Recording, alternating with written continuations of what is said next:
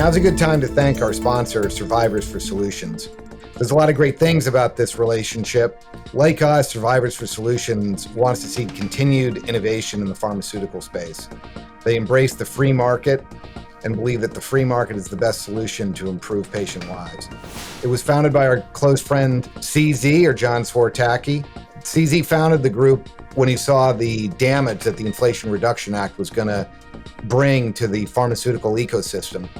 He's been a patient, and Eric, I think you'll talk about that in a minute, but he's been a patient for several decades himself, and he wants solutions not just for himself, but for his family and friends and for Americans in the future. And he knows how important it is for continued pharmaceutical innovation to happen here in the United States, because if it doesn't, it won't happen anywhere. Joe, you're right. CZ is a longtime friend of both of ours and a seasoned Washington pro. But what most people don't know is that John Swartacki has also suffered from multiple sclerosis for over 30 years. He was diagnosed and has required 4 different breakthrough drugs over the course of this disease in order to just live. All these drugs have been developed in a robust ecosystem of medical discovery and delivery, an ecosystem that the Inflation Reduction Act and President Biden now threaten. That threatens the hope and security and safety, the liberty, and ultimately the lives of millions of Americans suffering from chronic, debilitating, or life-threatening disease. He formed Survivors for Solutions to help save this system so others like himself have the chance at a fulfilling and robust life.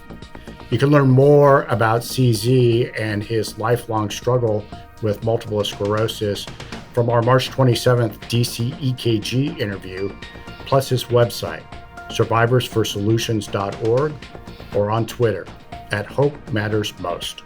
Joe, we're really fortunate. CZ is our leader here at DC EKG, and we look forward to advocating on his behalf and the behalf of millions of American patients in the years to come on our show.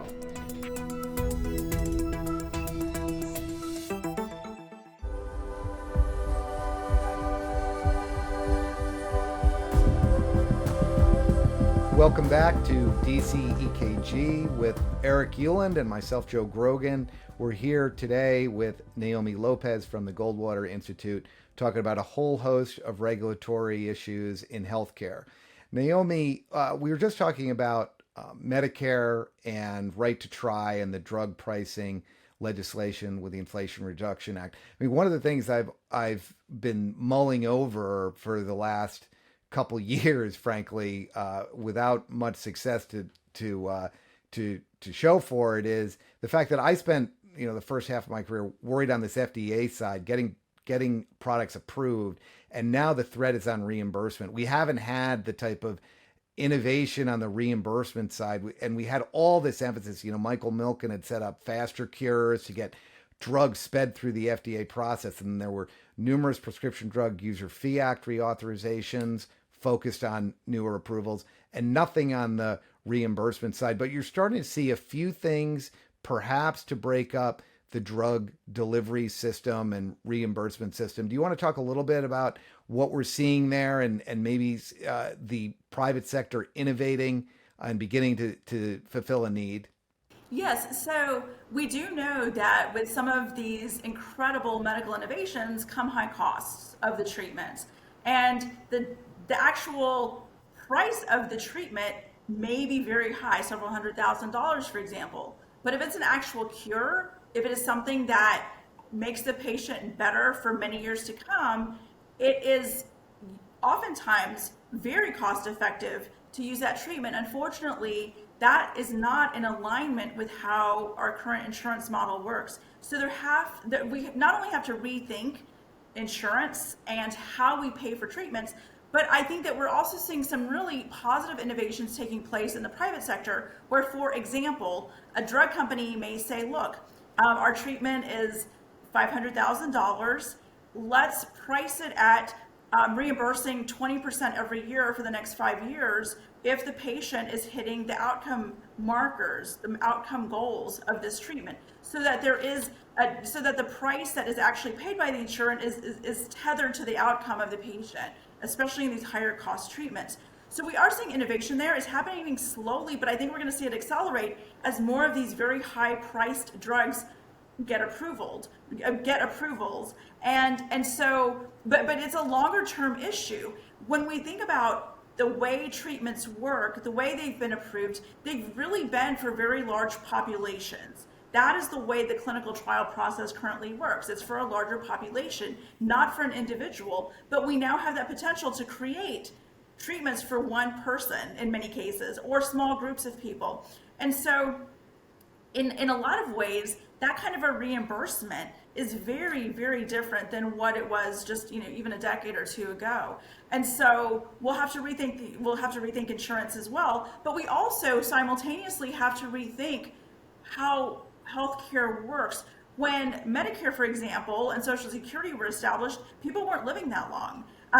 It's changed, fortunately. We've got longer lifespans. People have the opportunity and potential to live much longer. And we also have the ability to intervene in some of these longer, prolonged illnesses in a way to actually make the patient much healthier for a longer period of time. So when we think about aging, that's another component, I think, that lawmakers and policymakers are going to have to think long and hard about, and where we as a free market community have a real opportunity to help that innovation take place. Because we are living different, will probably be aging in very different ways than we were just a decade or two ago going forward. And it's all great news, but it is, potentially going to be something that has to be paid for in different ways than what we've been doing in the past. Let me stop you right there, and then I'll let Eric chime in. And sorry for being rude, but I just want to clarify that those value-based payment arrangements that you talked about, where if the drug works, you get paid over time, 20% 1 year. I mean, that had to be done for, courtesy of the Trump administration issuing a rule allowing that to be done. I think that's a great example of the regulatory structure was changed, and then companies responded. Now, it's not always simple to measure outcomes depending on the disease state. But it's proof positive that regulatory reform into your life's work, deregulation, can have responses in the private sector. When you think about the innovation, that other types of innovation or laws that you'd like to see addressed as we age, what are you focusing on? What should the right of center and libertarian movement be thinking about? So right now I'm doing a lot of thinking and talking to stakeholders and other folks in the policy community, oftentimes the other side of the aisle, about how we think about aging and what policies we need to be pursuing. So for example, the idea of granny cottages, these smaller dwellings that may be, for example, behind a larger house where an older parent can live. We've got this generation where we've got aging parents and we've got kids and we've got childcare issues on both ends. This is one of the really, I think, important innovations that can take place. It's not high tech, it's low tech actually, where you allow for these cottages to be built in a backyard, for example, when it's not dealing with issues of public welfare, for example, having enough water to put out a fire, for example, when you're not imposing those types of burdens on the public works infrastructure. It should be legal and to do so. And whenever you couple that with things like telehealth and remote monitoring and diagnostics, you really can see a future where aging Americans have more options to age in their community or age near their families. So this is going to be a really important budget driver as well at the state level, because at the state level, states pay for long-term care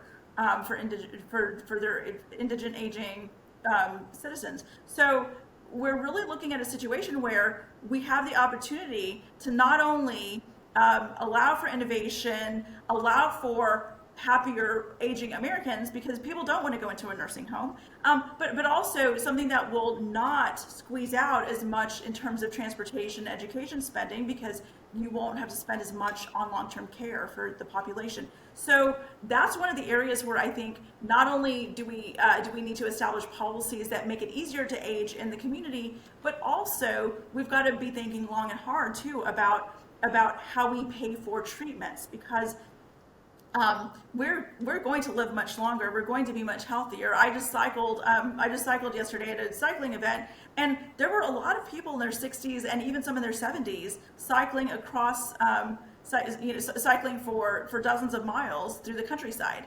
This is not the same generation that we saw, last go around, or the generation prior to that. People are going to be more active and healthier down, as they get older, and that's great news. But it also creates other problems to solve in the policy sphere, and from a fiscal perspective as well. So those kids in breaking away 45 years ago cycling are still doing it today, which is actually a great point. You mentioned the insurance agencies or insurance companies and the industry having to rethink about how you value the cost and the benefits of these life extending, life affirming drugs. But it isn't just them, it's businesses as well. It's the Office of Management and Budget, it's a congressional budget office, and it's each state budget office, which has such a significant hold on the difficulties of making sure that people begin to appreciate not just the benefit upside, but then how to reflect that on the books to help foster this culture of innovation, but also drive an expansion of the types of healthcare that we're able to provide, especially as our population continues to age. So you mentioned a lot of this policy definitely plays out on the state level. And as Joe said, well, what would you like to do if you had a magic wand to wave? I'm curious as well on the state level with so much where health care is actually delivered.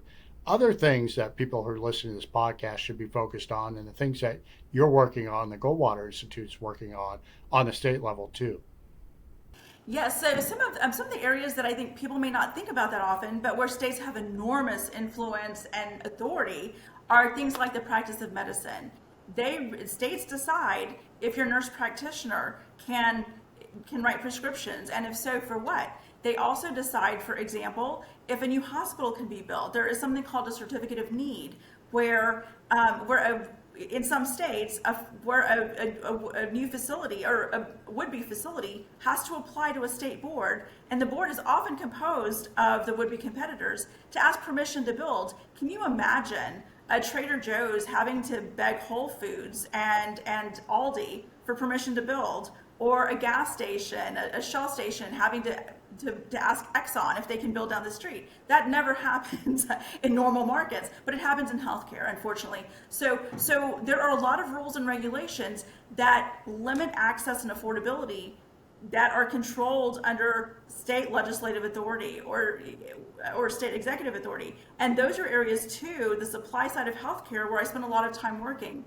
When you look at licensing of medical professionals, Arizona has led the way in what's called universal licensing, where if you cross the border, you don't automatically lose all of your skills that you had in your profession in the state that you moved from. So when you go into Arizona, if you have to meet minimum requirements, of course, but you don't have to go through relicensing in order to practice your skill or craft or trade within the state.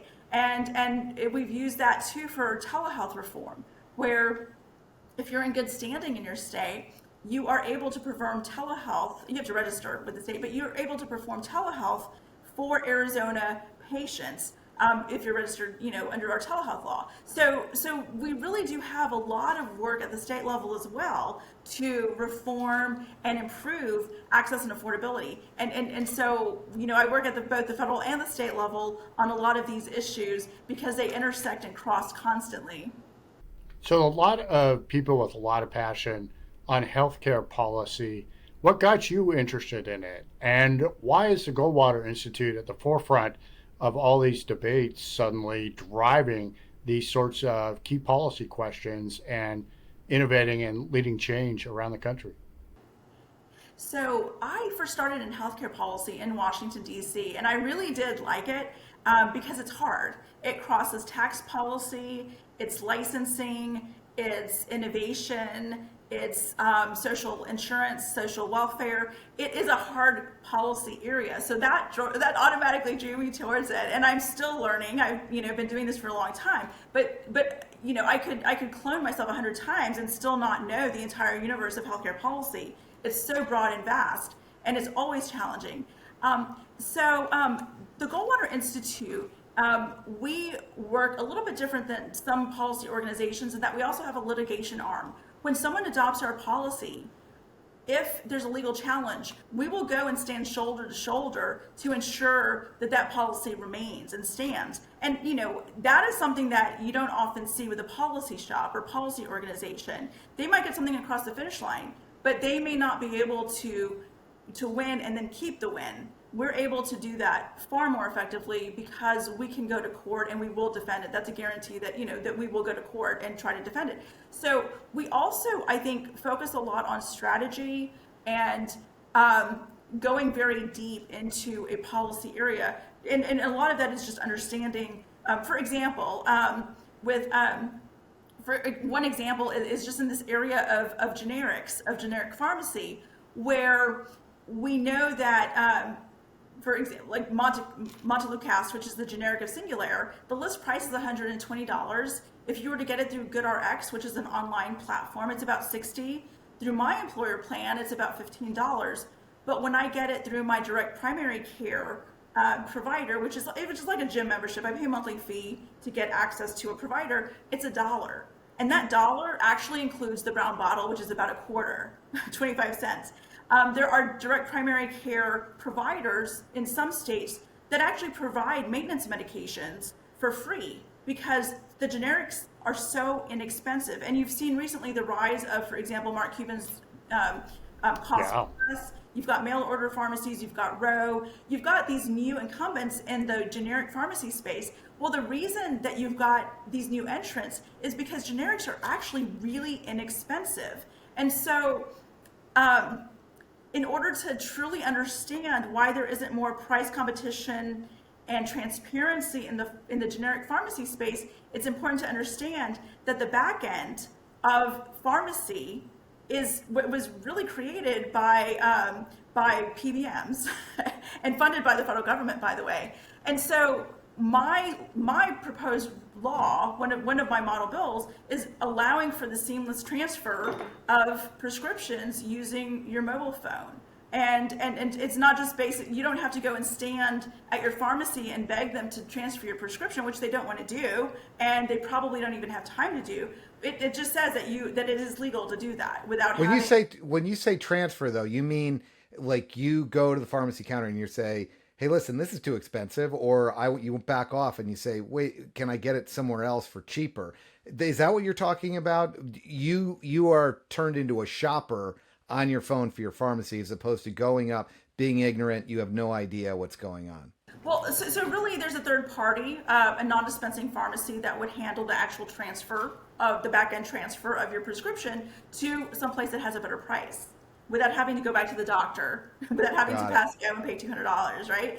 So it's that kind of thought about policy, the underlying policy that make you if you pass a bill that says, you can't charge more than X amount for a prescription, that's not the same thing as giving the individual patient the power and authority to actually get the better price on their own, which can be much, much cheaper. And sometimes, like, for example, like it has been shown in direct primary care for pennies, and for some prescriptions or $5 that Mark Cuban is demonstrating now. So it really is, healthcare policy is hard, and that's why I like it, but it's also why I think we have not done as good of a job as we need to, because it does require an enormous investment in time and understanding of what's actually going on. Right. Let me ask you a personal question back to this aging issue. None of us looks as good. You look better than Euland, of course, and everybody looks better than Euland. Infinitely better than me. But what are you making any personal decisions as you think about you're going to live longer maybe than I don't know how old your parents live, but when you think about your life and you said you were out biking, are you making any personal decisions? Have you already started building a cottage in your backyard? Are you thinking about how are you going to stay engaged and make sure that your retirement is secure and that you're going to stay healthy? I mean, what if you're so focused on this for policy reasons, what are you doing personally on that front? So I eat really well. I drink a lot of water. I take really good care of myself. Get a lot of sleep. But I also stay really active. Every week, I probably cycle, ride horses, and play soccer. I ski as much as possible. Which these are also dangerous things, and so skiing and horseback riding are extremely dangerous. But I do them also. Right. Well, that solves your money problem in old age if you go off the cliff. We would hate to see that, though. But I do invest in my own health, and not just physical health, but also emotional, mental health. I do a lot of meditation. I spend time, what I call feeding my soul, not my ego. I try to do more of soul feeding as opposed to ego feeding as much as possible. And I also make sure that I have a really good relationship with my direct primary care provider. I get labs every year. He's able to target potentially emerging problems. And then I also just have good genes. I mean, that's also part of it as well. But I do take time and invest in it, just like I would anything else. Sounds like lifelong learning isn't just in the abstract for the industry and the profession, but also a personal avocation as well. Naomi, we really appreciate your time with us on these segments and your direct, expansive, and focused answers to our questions. We hope you come back because I think this has been a great conversation. We've all learned a lot, and I think our listeners could continue to learn from you. Joe? Thanks a lot, Naomi. It was a great conversation on behalf of Eric and myself and our distributors, Evergreen and Bigwig Media. Thanks, and we look forward to having you back.